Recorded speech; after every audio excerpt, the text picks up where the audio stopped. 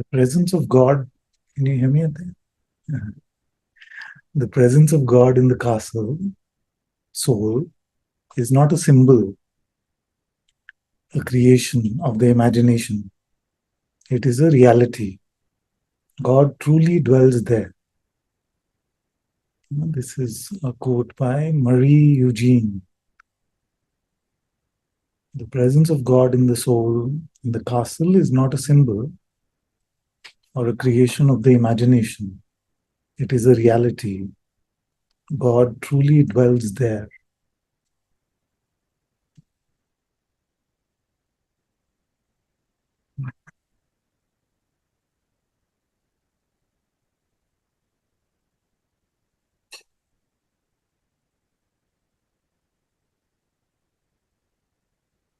How true is this?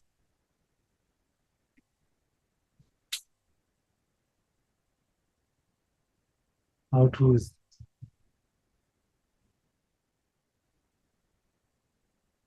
No, not actually. Faith tells us that it is true. Maya tells us that it is false. Maya, mixed with the mind, tells us that it is false. So, what would our life be like if we just knew it is true?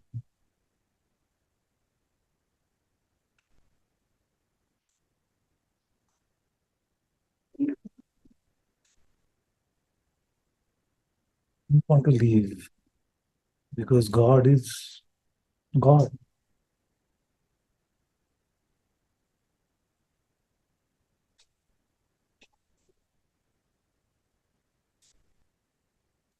If we knew that it is true, what could seem so valuable in the world?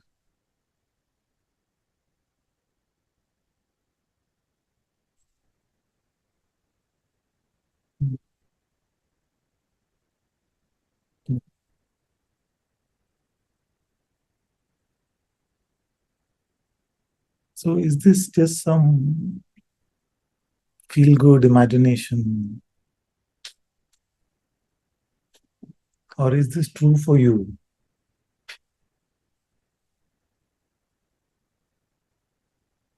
We'll get to the second part, obviously, and that's what satsang is for. The second part could be that, yes, it is true, but I don't find him. But because you don't find the temple, doesn't mean that it is not there. So the spiritual quest is a leap of faith.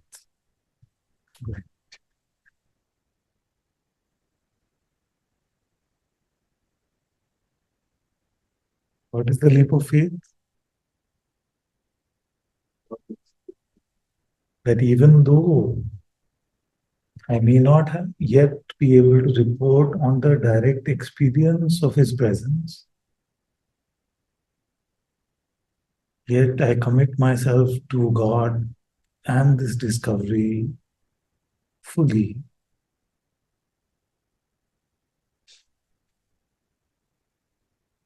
because something in my heart tells me that this has to be true. That is faith. That God is not distant from me.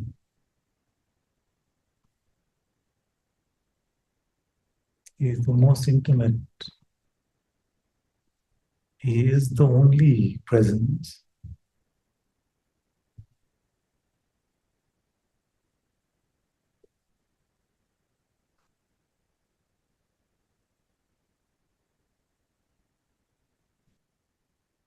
And then, if we don't hear our heart strongly enough yet, God has given us the benefit of thousands of sages who have lived over thousands of years, who all reported on the same thing.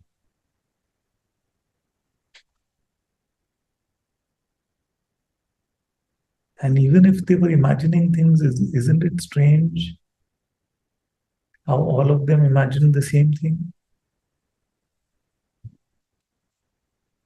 See, this was not the time of social media where something could go viral and then everybody has the same concept.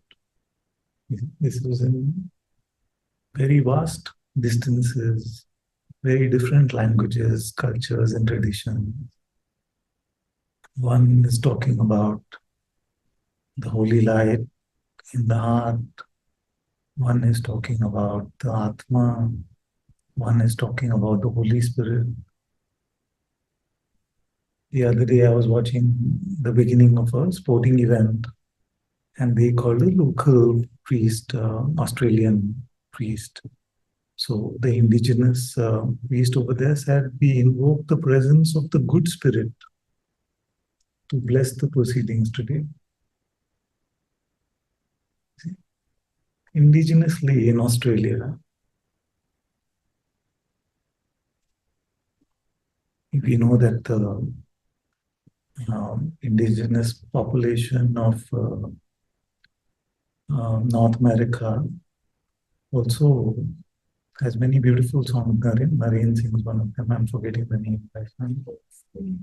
Great Spirit. So, how is it that everybody decided to delude themselves in the same way? With the presence of a great spirit, God's presence.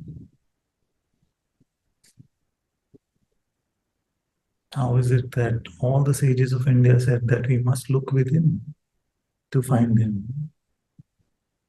And then Jesus also said, the kingdom of heaven is within you. You don't need to go anywhere to find Him.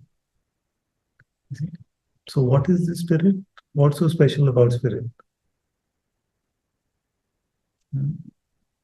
It is the presence of God's being. It is the presence of God's isness. That God is so vast that we can never fathom at all. And in His mercy, He has provided within all of us, within all of our insides, as we may call it the soul, the Ananta-Karna. He has provided, He has given Himself to us in the form of the Atma, in the form of the Spirit.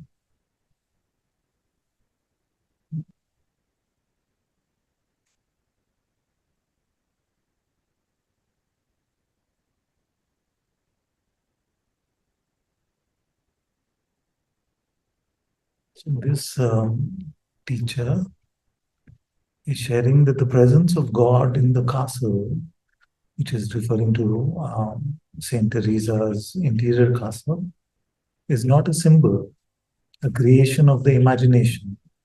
It is a reality. God truly dwells there. He truly dwells here.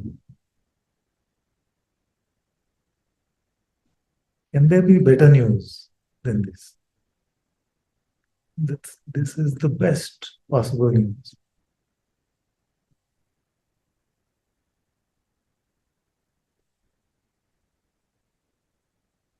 Now tell me what you could want besides this. On one hand, there is God Himself, who has lovingly given Himself to us. He has not even divided Himself and given Himself to us. Fully given Himself to each of us, which the mind cannot fathom. We spoke about this in the group today. He has fully given Himself to each of us. So on one hand, there is God. What else could we want?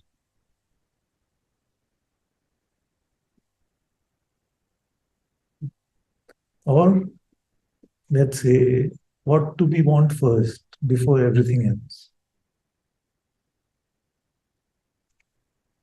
It can seem a bit scary, otherwise, it can sound like I'm asking everyone to become a sadhu.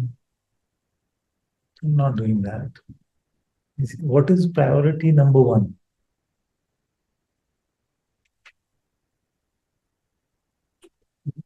The problem is the disbelief. I can say in every satsang, God is here, God is here. But when the mind says that you are this body and you were born and you will die, and this is what you need to survive money, things, food, relationships, all of these things, security is what we need to survive. Then, in that framework, God is forgotten.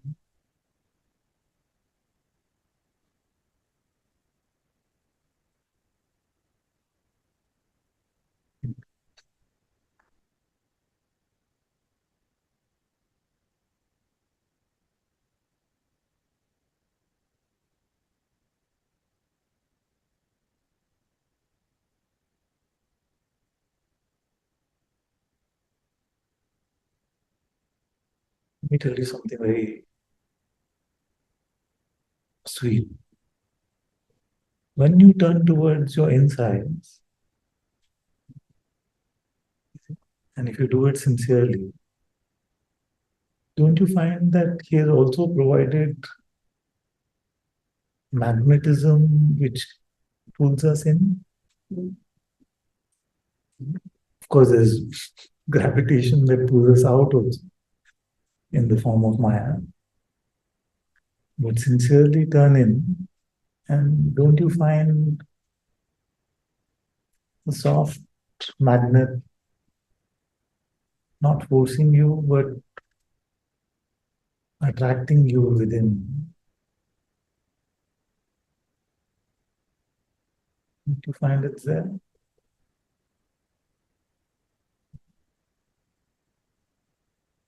This is the silent calling of the Atma from inside, wanting you to immerse, wanting you to merge.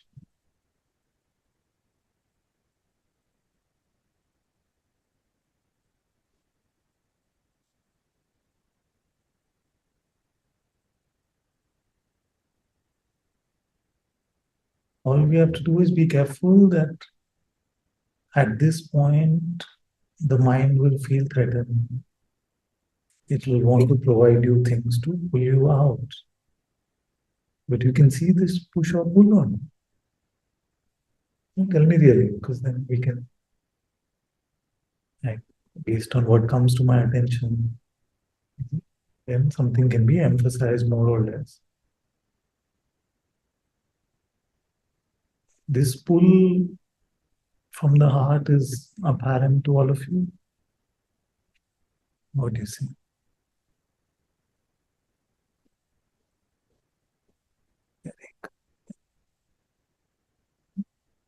So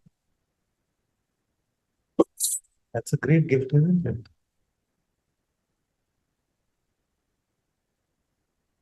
And when you disconnect, you notice that slight,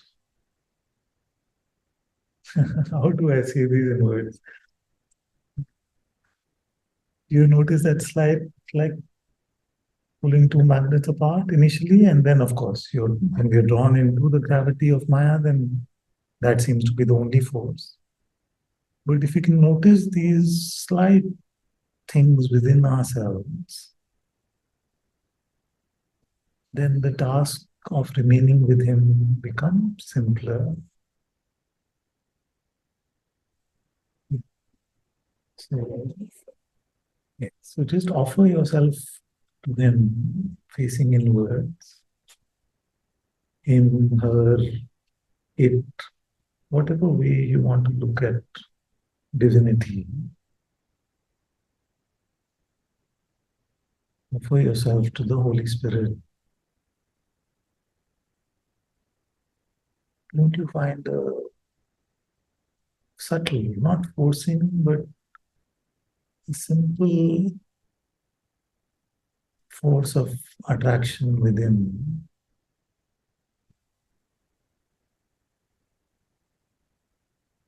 which draws you in somewhere, that somewhere we may call the heart.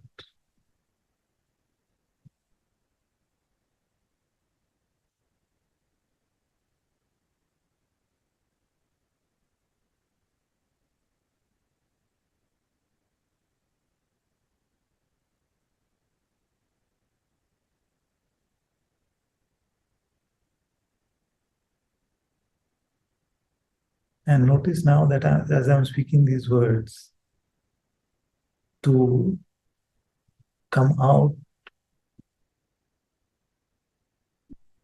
may need a little bit of like plucking two magnets apart.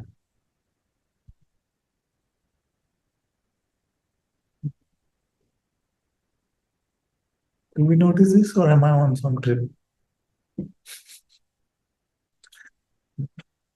It feels very clear here, but I could be delusional, obviously. So once we start to notice, not to give in to the attraction from the outside, and just allow that heart magnet to just pull us in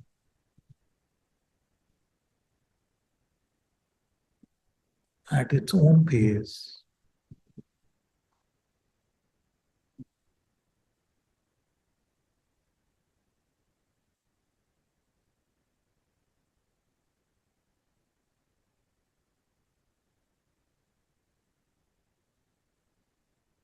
This is to follow the fragrance of unforcing love.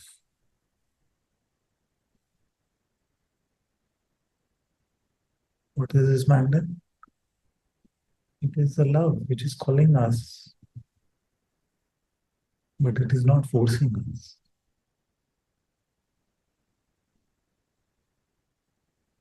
Please don't visualize any magnets.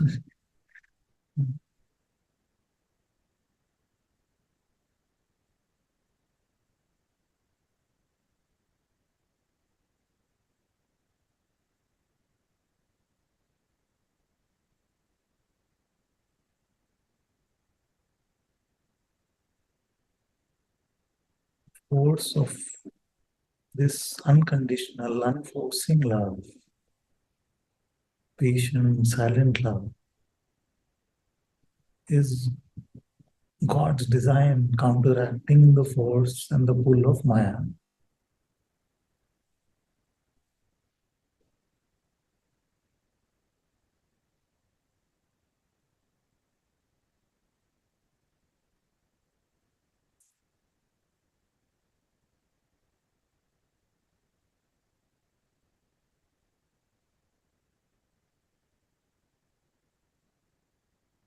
To the mind, this pull can seem very disorienting or scary. It can feel like you're falling into a limbo, an abyss, but it is neither.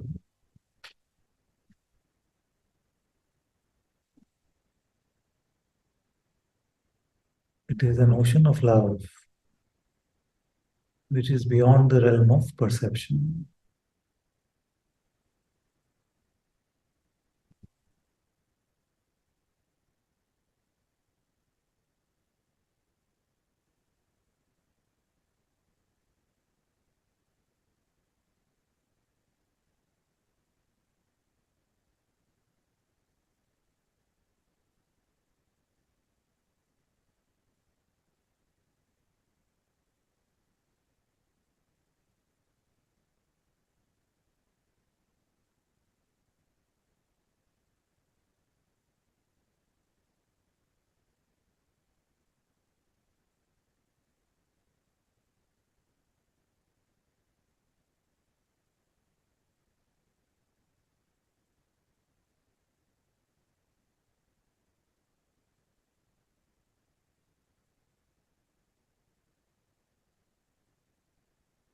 So I hope you're getting a sense of what sadhana is, spiritual practice is, which at this stage is collaborative, isn't it? Or at least let's admit that it seems collaborative. Mhm. Who directs the agency of this me? We'll come to that a little later.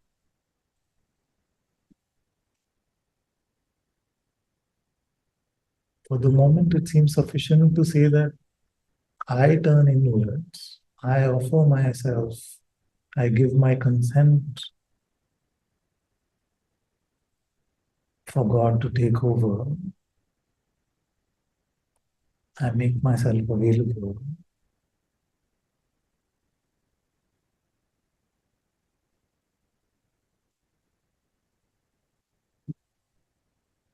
And that act of love is reciprocated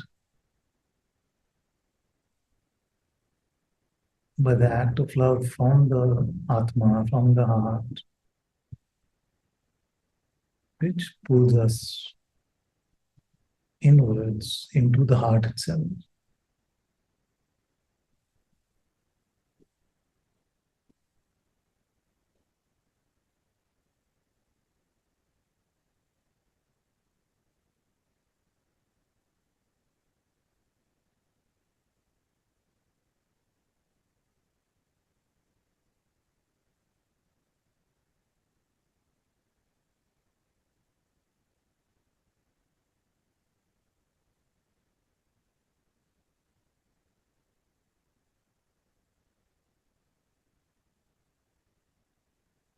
How was that?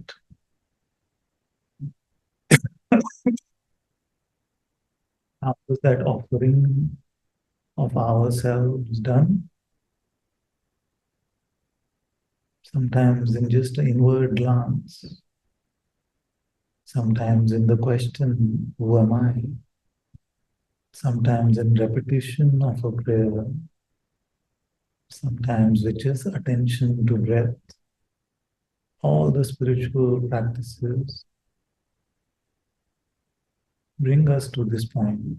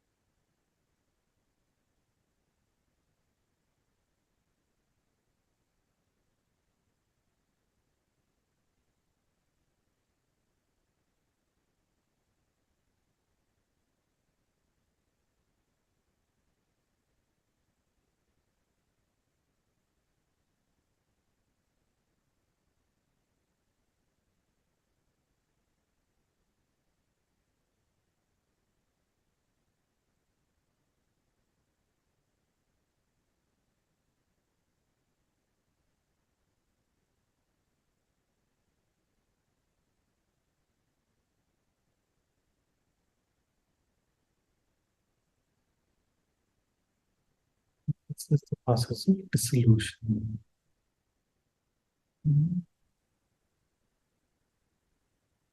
We dissolve in this process, and as we are dissolving in this process, the mind will try to make us scared. How many of you feel like I've had this report in Satsang in the past that this much is all right, but I'm not ready for more. I'm a bit scared. I don't know if I can take it more than this. We can have that before earlier, I guess.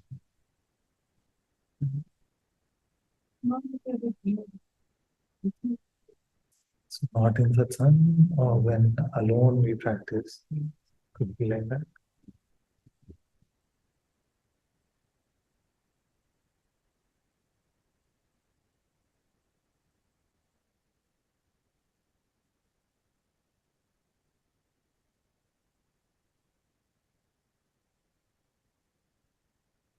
Know that you have nothing to fear.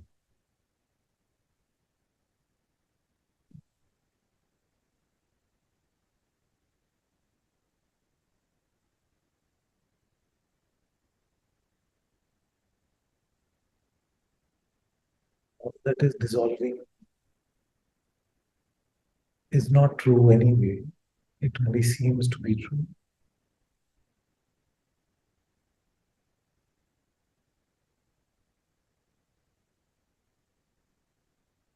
They are only obstacles to love.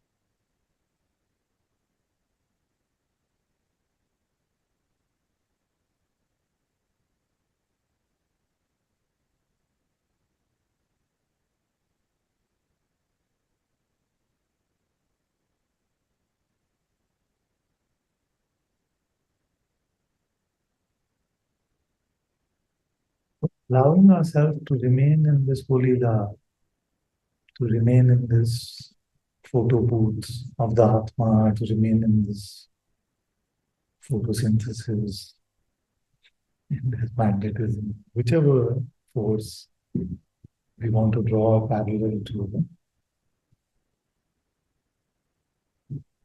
is us giving,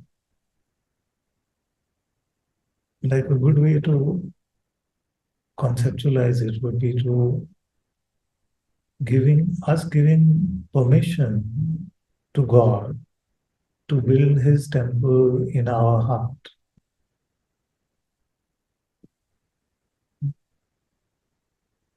It's permission for him to build his temple in our heart. Because we are ourselves incapable of building it.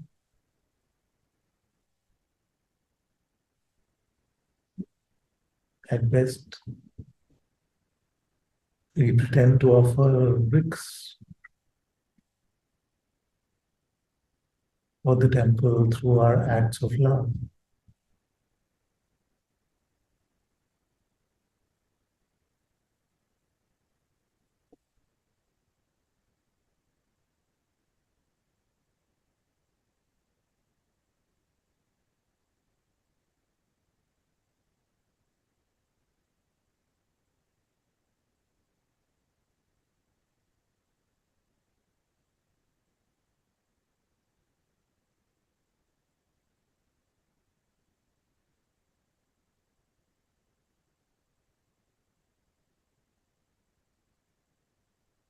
The only problem is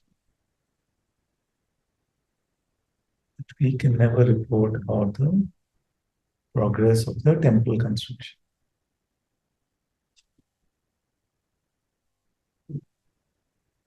Why?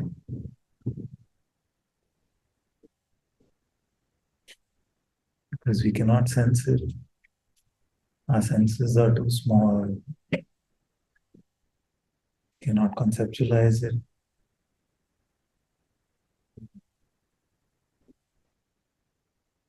It is beyond sensory and conceptual knowledge. Therefore, we have to rely purely on intuitive insight, on heart knowledge. And that is why in this journey, many times it can feel like nothing is happening. It can seem like there is dryness, no sweetness, there is boredom.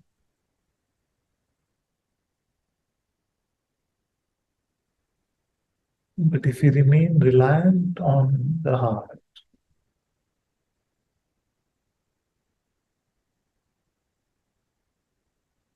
he will keep at it in the most patient and courageous way.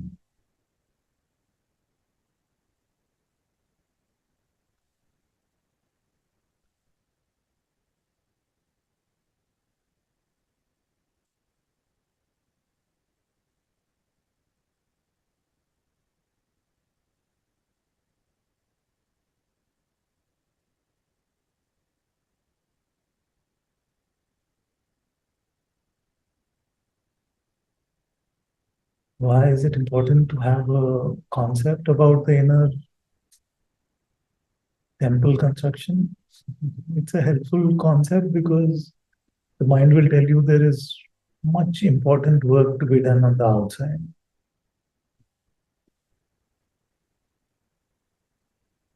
Our work has to be fixed. Our money situation has to be fixed. Our relationships have to be fixed. Our body has to be fixed. We need to learn a lot more. So all of this, it will tell you is the work that has to be done. What are you doing?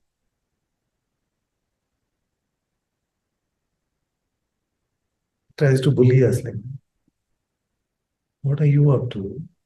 All this work is going. Your life is passing you by. You're missing every opportunity. And you're not even having fun. You're just sitting here getting bored.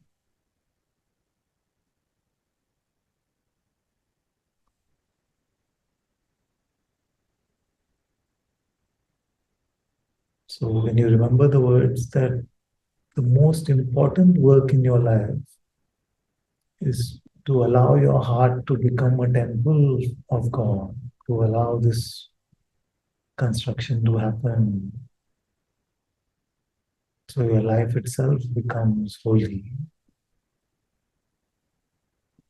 Your life itself becomes immersed in this light. What greater gift can you give to yourself or to the world than this?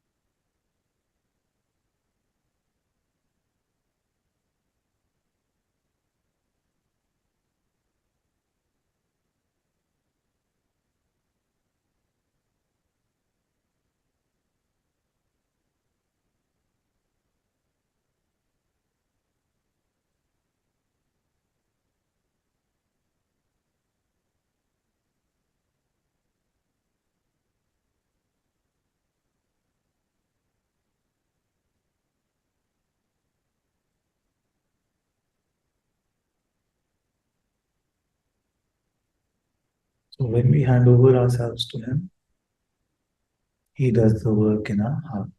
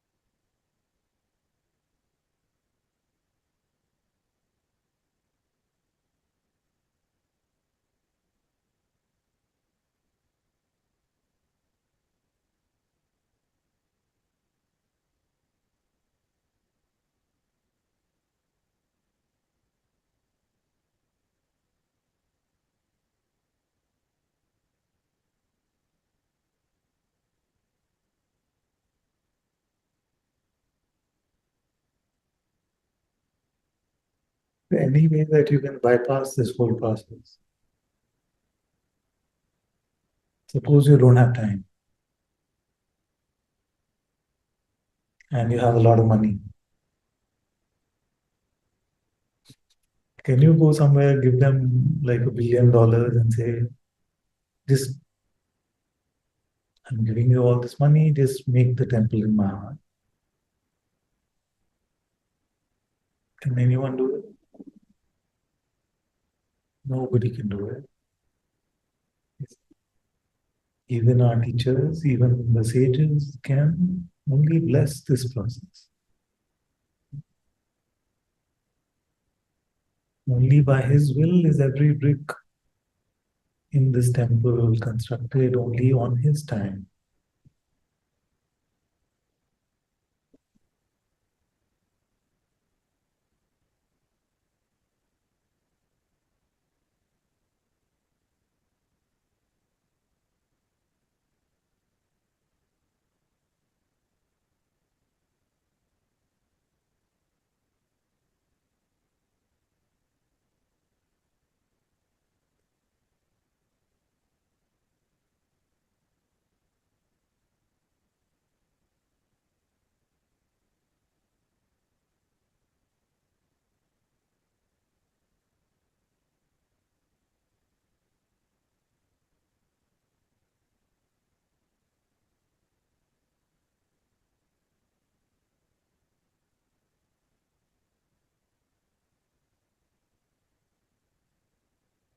Father, Yeah.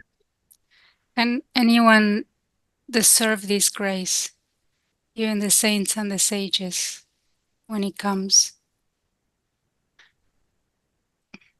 Anyone deserve this grace? Is that what you said? Yes, I don't think my audio is No, it's audible now.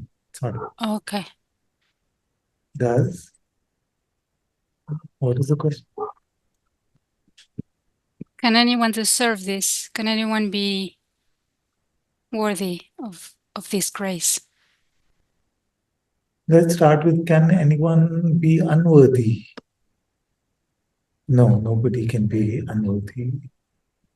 Do many not find it in themselves to make this inward offer, to give this inner consent to belong to Him, to allow us to be transformed and our lives to be transformed by His will alone? Yes, most of us. Most of our brothers and sisters in the world will find it too scary or too hocus pocus or too far out or too something for this process to really be allowed by them, to have the openness, to have the faith. And that is why uh, the sages have communicated so much to try and break their barriers, break their boundaries. God Himself has come many times and shared beautiful scriptures.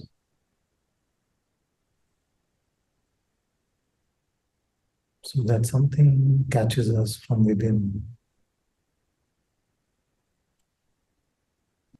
So really, it's not a question of worthiness. I would say it's more a question of ignorance.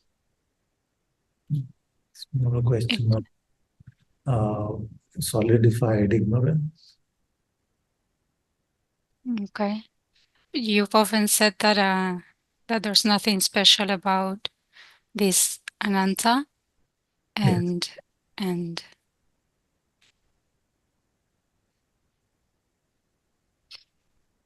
and I feel undeniably when you met Guruji, the grace of God became fully available to you. And and and sometimes I think about these things, whether it would be the same for all of us, for the Sangha. It will be the same and yet different in the sense that it is the same process but a different set of events. So, what happens is that everybody's life experiences are different. So, in my case, completely unworthy of so much grace that I got throughout the spiritual process that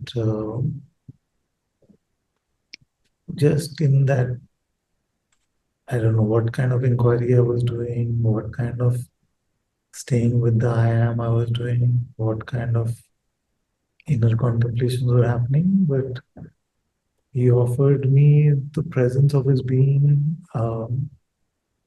the apparency of the presence of his being sitting in an auto rickshaw. Sitting in a what? In an auto rickshaw, probably know that story that one day I was just going from my house to work and just having a tantrum with God, saying with Nisargadatta Maharaj actually, saying, "What is this Oh, I am? How am I supposed to stay in it? I can't even find it." You see, all of these kind of things, and it revealed itself to me just purely by His grace.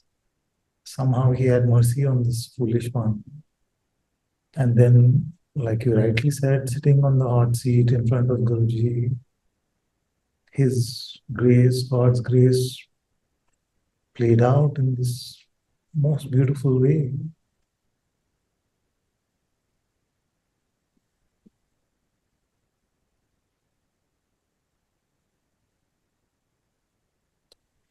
So somehow God just finds ways to get through to us. And I feel it is so true looking at this life that if we make one step towards Him, God makes 100 towards us.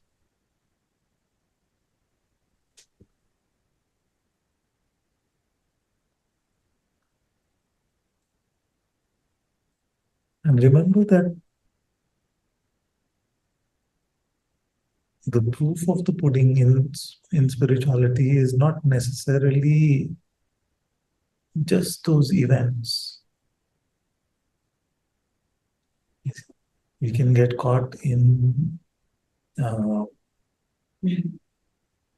in a chasing of an enlightenment or something like that. It is more a question of how much more can I offer of myself today to God? How how much more deeply can I love Him?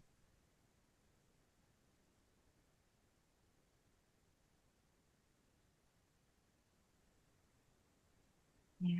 So I would not say uh, that we must follow this foolish boy and throw tantrums and then the experience of beingness will come. That is not the idea at all. It is just His grace that maybe because at that time I did not have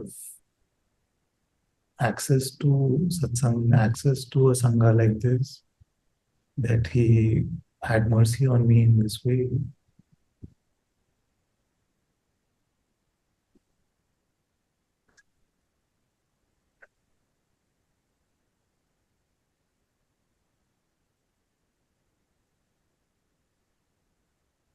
So all Yeah. of us are blessed to have satsang, are blessed to have sangha together, blessed to have our questions answered.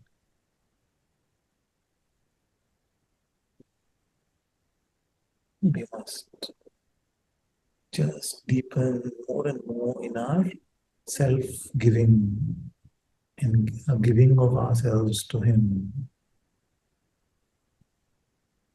as much as we can.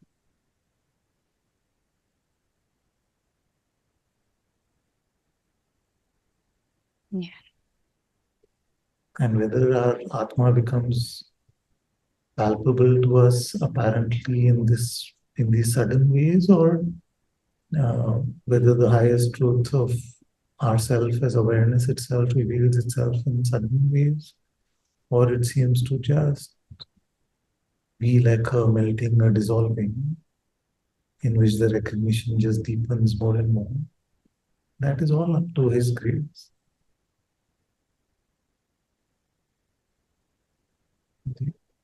And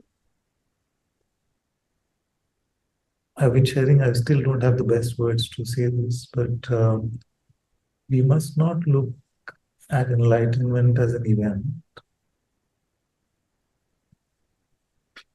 Mm. Even after the strongest awakening experiences, some ignorance, some avidya remains. And even after so many years of awakening experiences, um, ignorance and pride becomes more and more apparent to us. So it's a constant deepening, constant growth.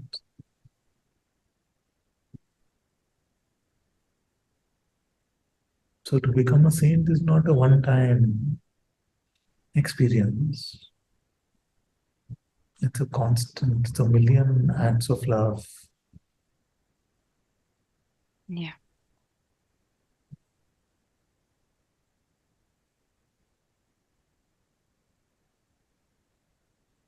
And And there's this, like, sorry, maybe a uh, dualistic or, oh, go yeah, go ahead. ahead. Okay. Like a dualistic or a way of seeing things where if we can get to the place where we are more worthy of Him, then His grace will become fully available. Something like that. I feel it's, yeah. Even if you were to accept that paradigm, what we would have to do to grow in our worthiness is the same process that we discussed today. Yeah, the love. I think love is a better word for this one anyway. Yeah. I think maybe I can replace the worthiness with the love. I think that works better. Yeah. Yeah. And it needs a lot of faith also, because this story of this man might also be discouraging for some of us, because it may seem like, but this is so unfair. He didn't even know how to do the inquiry properly. He didn't even have a guru guiding him on a daily basis.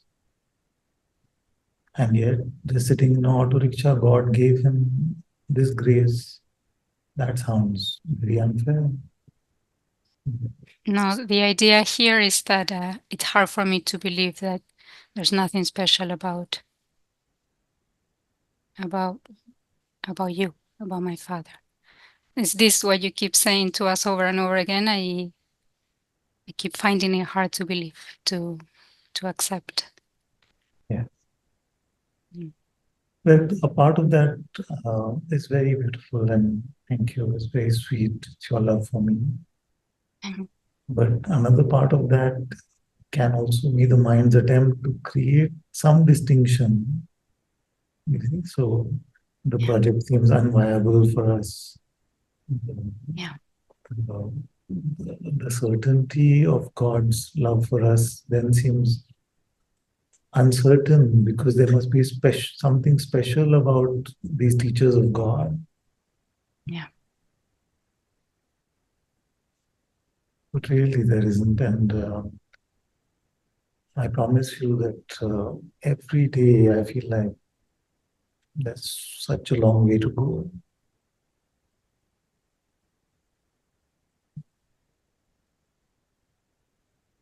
Because the inward journey is like that. I don't feel like the greatest sage can say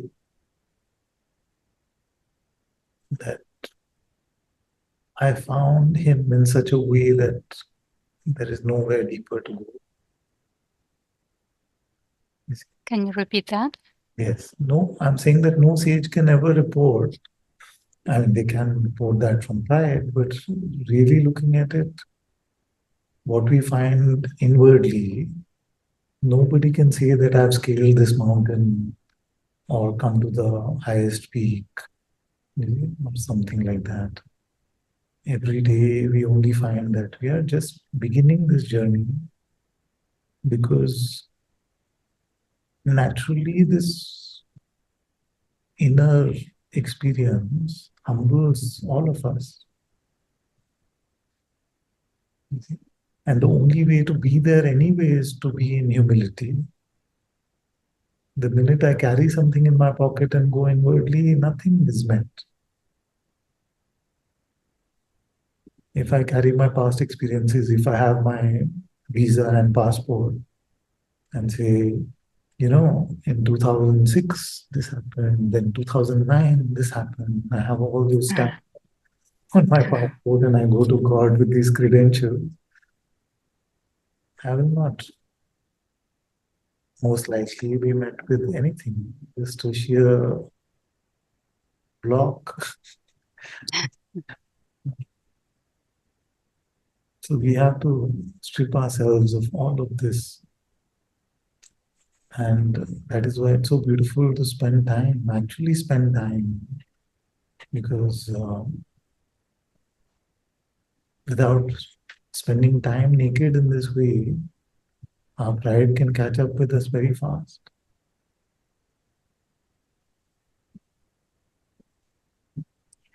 In this naked humility, where you recognize over and over that we are just beggars in front of his door.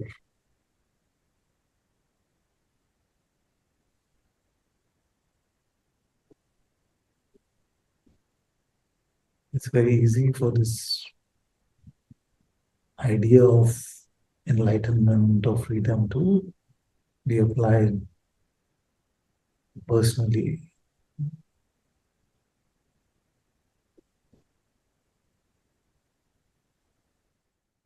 Father, may I ask something? mm, Um, Sometimes it can be scary to know that there is no one in this world who is um not who is uh, I mean there is no one who has not reached, like, everyone is still growing, still deepening, and sometimes it can be scary in the sense that there is no one I can fully trust in this world, because maybe they do not know, they haven't gone through what I'm going, or they haven't reached, like, the end of the road that I'm walking on, you know? I don't know how to put it in words right now, but maybe you understand what. I have a sense. I feel I have a sense, and you can correct me. So let's look at it this way, that if you're climbing a mountain, it is true that nobody has reached the top of the mountain, but there could be those who have reached the next stop in the mountain that can help us. You see, so like if you, I don't know if you know about Arunachala, but you start at Ramna Ashram, Then you go up to Skandashram. Then you go up to what is the Virupaksha cave, then Shiva cave, up really high. So those who have gone up to Skanda Ashram and in fact been kind enough to build a road to Skanda Ashram, we cannot say that their guidance or their contribution to our journey is not trustworthy or valuable. So because our spiritual journey also goes through the same beats, although it has different experiences, but you will come across the same similar obstacles, the similar distractions from the mind, similar games from Maya. So it is very invaluable. It is very priceless to come across guidance on this inner journey because it is so rare to have someone even gone up to those points on the mountain. So we can trust that the next stop that I'm going to, definitely I'm receiving help in this way. Also, what happens is that a lot of this guidance is not given in words. Just finding yourself devoted to a teacher of God who is truthful, full of integrity, then uh, allows this replica of the inner transmission, the replica of the inner light to be received from guru to disciple, even in the outer play, which is unbelievably amazing grace. You see, because it is not a natural process, it is not a phenomenal process. It is something which God has designed so beautifully to take us beyond the natural into the mystical, into the godly.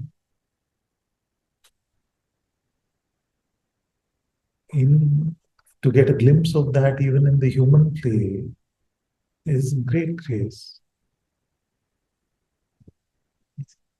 So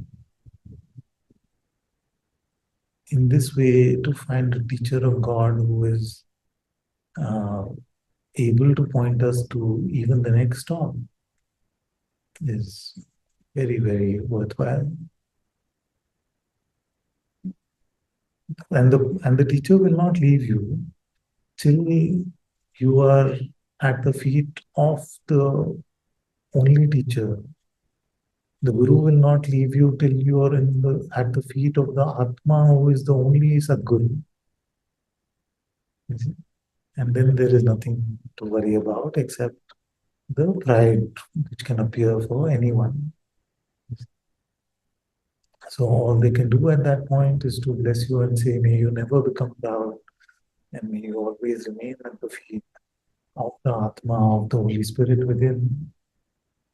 And if we remain as true disciples of that, the Atma itself takes us deeper and deeper, higher and higher.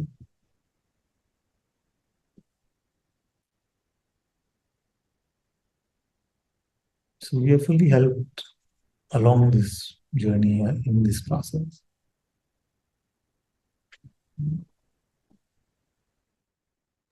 Thank you, Father.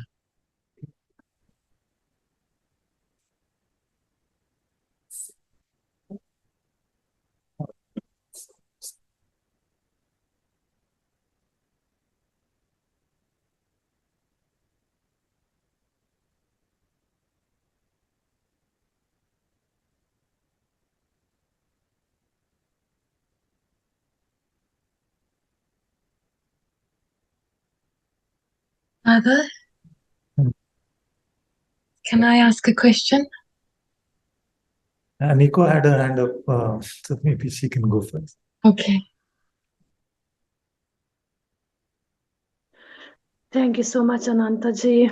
It is a long time now I didn't speak to you like this, and I also forgot the time change, and I came an hour later. So thank you for this opportunity, this possibility. The last months I had several pain in my body, is not constant, but it took a lot of energy from me, and sometimes it really seems to be not possible to be open and empty for God, or to love God, or to connect when there is pain in the body. And I know when you was in really much pain, and you was writing this so many beautiful message for us at the same time, and for me it just seems to be not possible to go beyond, or transform it, or even surrender or offer it. This is the first things I wanted to say, and other things that the last month so many times death, physical death, is coming to my mind. Is that is sometimes it must come sooner or later, and with this that when you say Guru never leave us, and Atma is carry our until the end of this journey. But also there is a time when you say use this life, because you don't know, it is not a guarantee, and there is no any insurance about that the next one is going to be graceful like this. What is a little bit contradictory for me, because the first is give me more confidence, and I like more, obviously, the thought that somebody is carrying me over lifetimes as well. And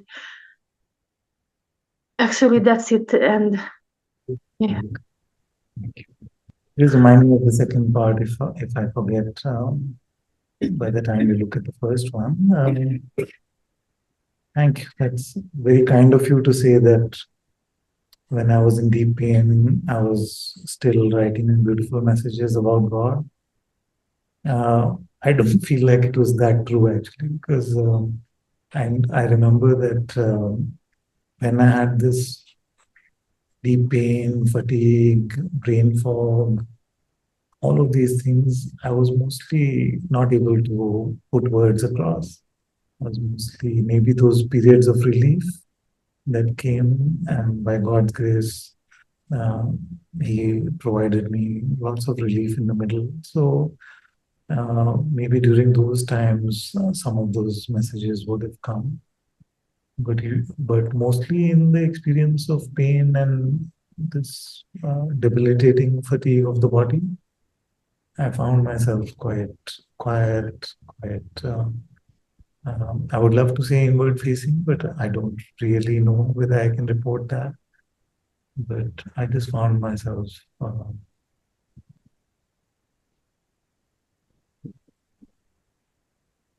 not able to express in words so much, not even able to read any books, not able to read any words of the sages, not processing anything on YouTube, Satsang. So that's why my feeling now is that every time I have this opportunity to be pain-free and not so foggy in the head, the instrument seems to be collaborating. Then I want to use the opportunity to share his life, to share his love. So, but my experience would have been quite similar to yours. I can relate to what you're saying. When there's so much pain, then it's very difficult to communicate anything about God, to even try and remember or read. Anything spiritual seems quite difficult. So I can relate to that. On the second part, let me try and deconstruct that a little bit. So let's say there are two situations. one Sangha member, let's say there are two Sangha members, both are using the opportunity in different ways. Yeah? So one Sangha member is latching on to everything, every pointer, every guidance that is resonating, and they are applying it to their lives. Just applying it, trying to meet it in their heart, trying to follow as much as they can.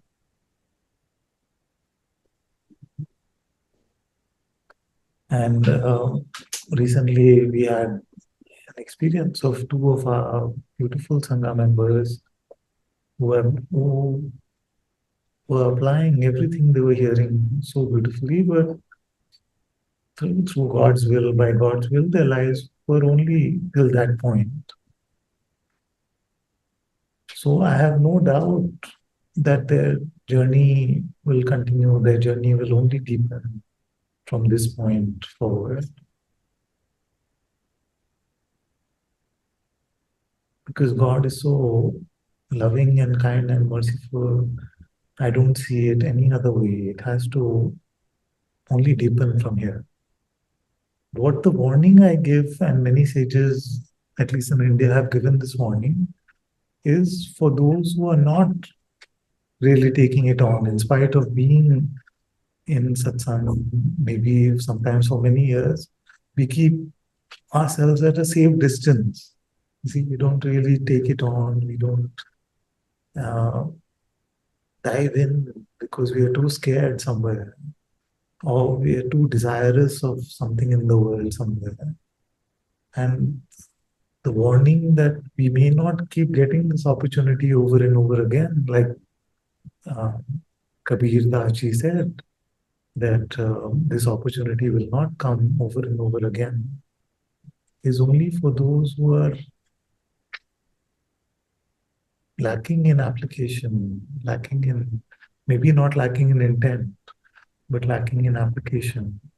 So it is a wake-up call to say, please, are you praying? Are you inquiring? Are you loving God more and more? Is our spirituality stuck in a lip service spirituality where there is no risk? We have to take the risk to hand over our life to God. Or is our spirituality still too safe? I will not risk anything in my life. I will not give God 10 minutes of my day because I have so much important work to do, and it's risky to not even give, not to give God this 10 minutes away from what I think I'm working on or what I think is so important in my relationships and the rest of my life. So it is a wake-up call against that kind of mental complacence, mental safety, which is actually the most unsafe. And it is to not recognize the blessings that God has given us in this life. Anantaji, I am really not sure if I take it on that much or if I dive in it that much. And once you shared something on that chat was so kill all my spiritual ego, or not, maybe not all, but it was really humble me a lot when you said, even if you had the most beautiful insight, there is no any guarantee, and there is so many saint or so many enlightened who never had any insight, or and it's really just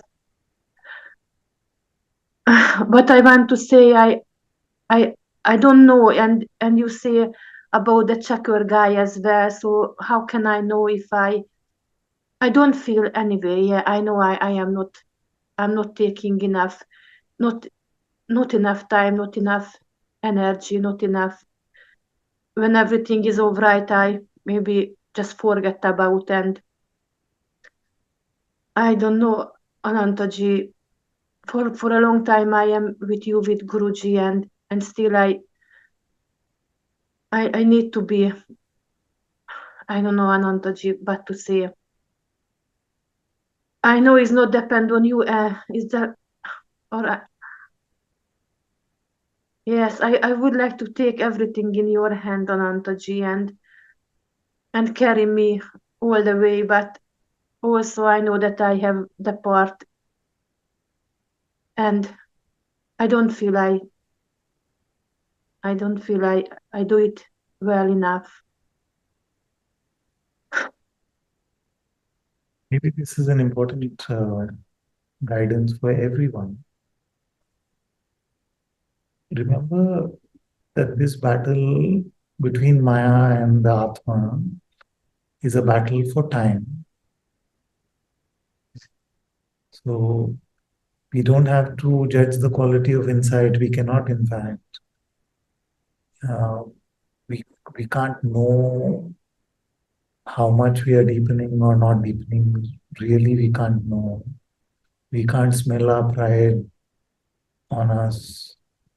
We may be thinking we are very humble, but actually we may still be full of pride. We can't really tell. But one simple thing we can do is, how much time did I give to God today?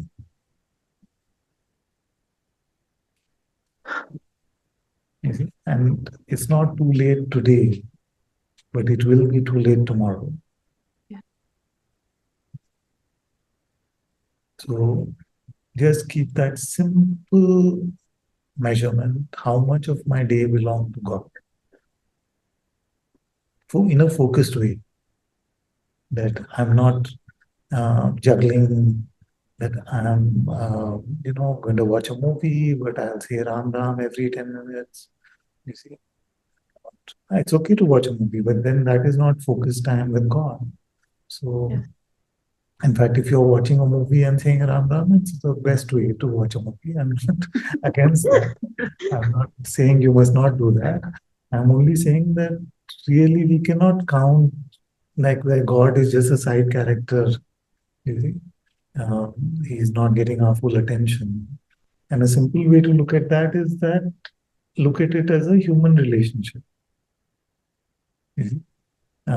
If you tell your parents or your children or your partner that I'm going to spend time with you, let's watch a movie together. I'm going to spend time with you, let's go for a run together. I'm going to spend time with you, let's do this together. Yeah, they may say, okay, some value, but where is the time which is just one-on-one? Where are we actually communicating? So look at it with the same principle. Because the principle God has made it simple for us remains the same. How much time are we spending with God? Now, in this case, we don't have to check whether we are proud or not. It's good to check, but if we can't tell, we don't have to see, okay, I took myself to be pure awareness. We don't have to say, I was with, in the sense I am constantly or not. Did I give 1 hour to God today? Did I give 2 hours to God today? You see, did I offer myself completely to God for 10 minutes, half an hour, 45 minutes, 1 hour? What is that? So that is, just use that as a simple way. And if you keep offering your life to God in this way, because He knows very well how attached to experiences during the waking state we are. So if we close ourselves out from outer experiences and we offer our time and ourselves to God, there's nothing for us to worry. But if we spend our entire time in Maya and then say, my life belongs to you, God, then He's not going to fall for just words.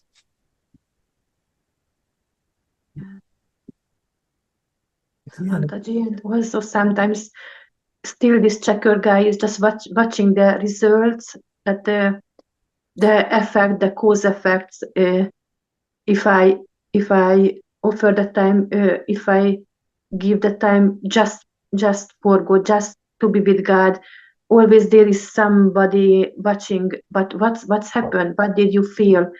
What is it deep enough? And I just want to let this, because you say doesn't matter. We don't know. We will never know. We will never see how is sorry. Okay, I think I got the essence of the question. So, suppose that I said to everyone, tomorrow when you come to satsang, everybody please have a blindfold on. Yeah? Everybody please have a blindfold on.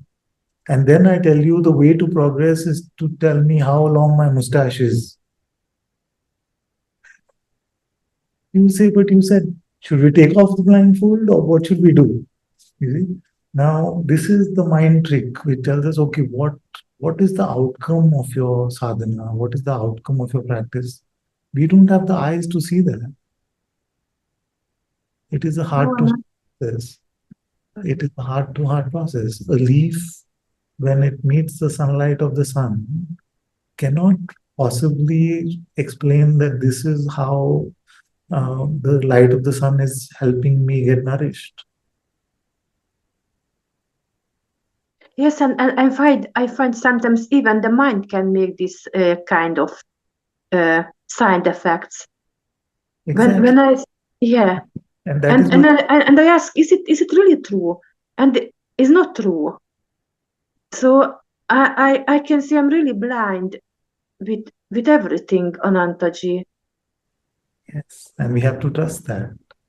You see, so along the way, in fact, at the beginning of satsang, we said that the only problem to the mind actually is that there is no way to tell how much we are progressing. There is no way to tell how much we are progressing. If we just accept that, then our lives will be much simpler. And Anantaji, can I ask something, but is maybe not really, But I don't point, know. I hope it's clear for everyone because this Yeah. checker guy troubles everyone. Look at him, look at the teacher, look at the Sangha sister or brother. See this either in a good way or in a proud way. We are always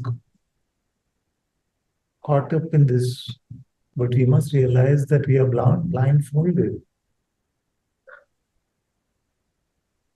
When it comes to spiritual progress, we are blindfolded. Maybe others around us may start to say, but you become so much more kind. You become so much more patient. You become so much meeker, not angry, not irritated. Maybe those are signs which have some credibility coming from the loved ones who are around us. But I would not really rely on them either, except that if they're saying that you become more angry, then there is definitely something to look at. Or you become more proud or you become less kind, then that should definitely be a wake-up call alarm clock for us. But besides that, uh, there's no real way to tell which step are we on. Are we on the first step, the 100th step, the millionth step? We can't really see. And that is why it needs that innocence of a child, and yet the faith of that innocent child in the parent. Like Bhagwan had a beautiful example for this. He said, once you boarded the Guru train, then you don't have to check every station wherever you reached. Yes. Anantaji, so we cannot see. And what Guruji said, don't take out the plant, because then you cannot always measure the root of the plant when you just Exactly. but Anantaji just came to me that but you can see, maybe you can see if we are in a good, in the good way, in the good path. Can you see? When you say, can you see, it could have two meanings. One is that, can this foolish man see? Of course not. Can the one for whom is an instrument, that one, of course, knows That is the Atma itself, the true Sadguru itself. But I'm sorry to disappoint all of you. This one doesn't always give me the answers like this. Doesn't always say, okay, Karmamai level X. And that's very good because it keeps me humble. You know? Imagine if I could just spirituality level. But I do trust that if a child is going off track and they present themselves uh, in a very sincere, open way, then I do trust that the Atma will give them the guidance that is needed at that point. But it is not at all like I have no capacity to evaluate.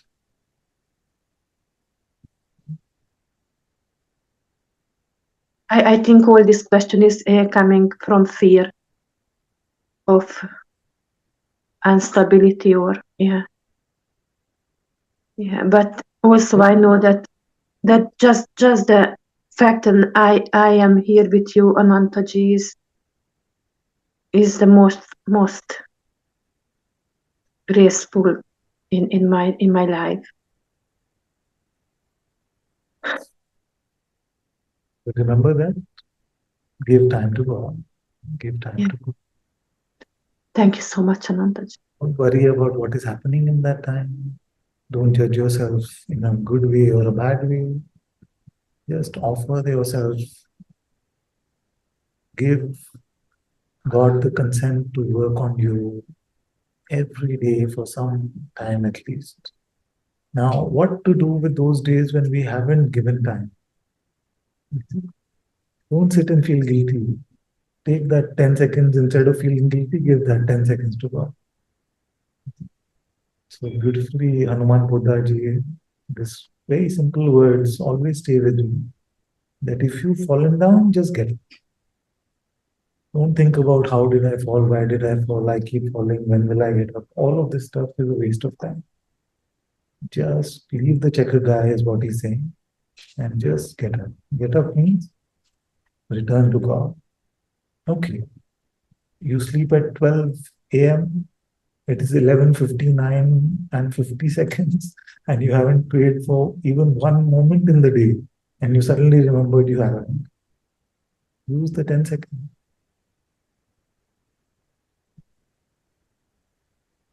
Yes. My time is up apparently. I was just going to say, Father, that you passed an hour and a half or more, so thank you. Love you, Anantaji. Thank you. Thank you.